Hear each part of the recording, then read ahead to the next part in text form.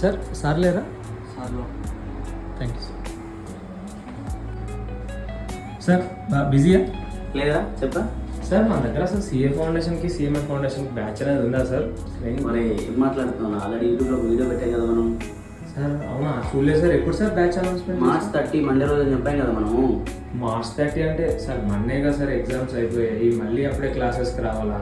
Yeah నాకు అర్థమవుతుంది బాధ, బట్ ఇది పెట్టడానికి రీజన్ ఏంటంటే అంటే ఇప్పుడు నీకు ఆల్రెడీ తెలుసు CA foundation and CMA foundation బేసిక్స్లో పిల్లలు చాలా స్ట్రగుల్ అవుతున్నారు. అవునా? అవును సార్, చాలా సిలబస్ అనేది చాలా టఫ్ ఉంటుంది. సో కాబట్టి మనం ఏం చేస్తున్నాం అంటే ఆ దానికి సొల్యూషన్ ఏంట్రా అంటే ప్రీ రిజల్ట్ బ్యాచ్ పెడితే మనకు ఒక 1 month టైం దొరుకుతుంది.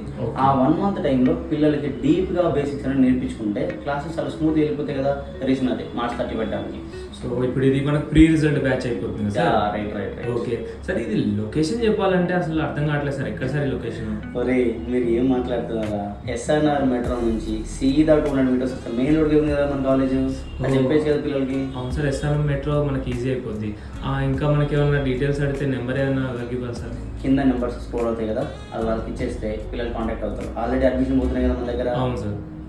So okay sir thank you sir. Bye, will see you in the class. Bye. Bye.